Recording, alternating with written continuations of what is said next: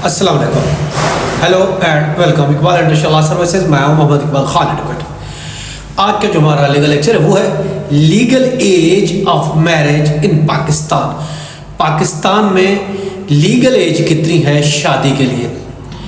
देखिए, इस्लाम में शादी की जो एज है वो पबर्टी की एज है। अगर कोई पबर्टी की एज को पहुंच जाता है तो इट मीन ये इस्लामिक एज है शादी की। पाकिस्तान में अगर हम देखते हैं ये कंसेप्ट है इस्लाम का। अगर हम बात करते हैं पाकिस्तान में, देखें इस्लामी और कानूनी जो स्टेचुरी लॉ है वो मौजूद है, लेकिन इस्लामी लॉ और जो है स्टेचुरी लॉ मुल्की कानून में कन्फ्लिक्ट है, फ़र्क है। अब देखें, इसलिए गड़बड़ है इस्लामिक और स्टेचुरी लॉ का एक चूचू का मुरब्बा है, जिसकी बदौलत हम देखते हैं जहाँ मतलब होती है इस्लामिक लॉ को ले आते हैं, जहाँ मकसद होता है वहाँ स्टेचुरी लॉ को लेते हैं। कहीं पे इस्लामिक लॉ की बात की जाती है, कहीं पे जो है वो स्टेचुरी लॉ के मुताबिक फैसले किए जाते हैं। कोर्टों में अक्सर ऐसा होता है। कुछ कोर्टें समटाइम देखती हैं वो स्टेचुरी लॉ को फॉलो कर लेती हैं और कुछ जो इस्लामिक लॉ को फॉलो कर लेती हैं। अगर हम बात करते हैं मुस्लिम फैमिली लॉ ऑर्डिनेंस की बात करते हैं,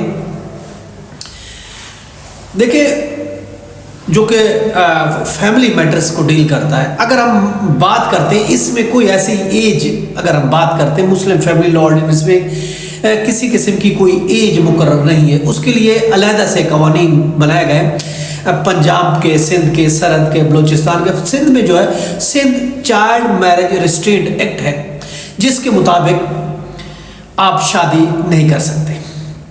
वैसे अगर हम बात करते हैं जनरल, अगर हम बात करते हैं उसके मुताबिक जो एक सोई जुरिस लड़की जो है 16 साल की और मेल 18 साल का जो है वो शादी कर सकता है।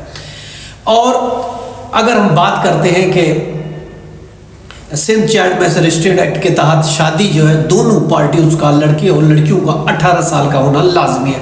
18 साल से कम उम्र की लड़की है या लड़का है वो शादी नहीं कर सकता। पंजाब में अगर हम बात करते हैं, लेटेस्ट हाई कोर्ट ने उसमें अमेंडमेंट की है जिसने कहा है कि लड़की की भी एज 18 साल, अदरवाइज 16 ईयर्स मौजूद है, मगर सुप्रीम हाई कोर्ट ने, लाहौर हाई कोर्ट ने ये अमेंडमेंट का ऑर्डर किया है कि लड़का और लड़की दोनों की 18 साल की उम्र जो है होना ज़रूरी है। 2025 में अभी आई अमेंडमेंट आई है जिसके तहत 18 साल से कर दी गई। सिंध में जैसा मैंने बताया Sindh child marriage restraint act 2013 है, और उसमें यह कहा गया कि दोनों की उम्र शादी के लिए 18 साल होनी चाहिए। इसी तरह बलूचिस्तान और PK को अगर हम देखते हैं वहाँ फीमेल 16 और मेल 18 ईयर्स का है। अब हम कैलकुलेट किस तरीके से करते हैं इस एज को, एज पर कैलकुलेशन याद रखें, एज की कैलकुलेशन हम किस तरीके के साथ करते, ये नहीं कि बच्चे को पैदा हुआ, लड़की को, लड़के को पैदा हुआ 18 साल हो गए तो इसलिए बच्ची का 18 साल उम्र हो गई या 19 साल हो गया, ऐसा नहीं कैलकुलेशन होती। कैलकुलेशन होगी as per birth certificate, as per FRC, as per identity card, CNAC, POC या फिर जो भी है नई कॉप है, कुछ भी है, बे फॉर्म है, CRC है, बर्थ सर्टिफिकेट है, स्कूल का एजुकेशन का सर्टिफिकेट है।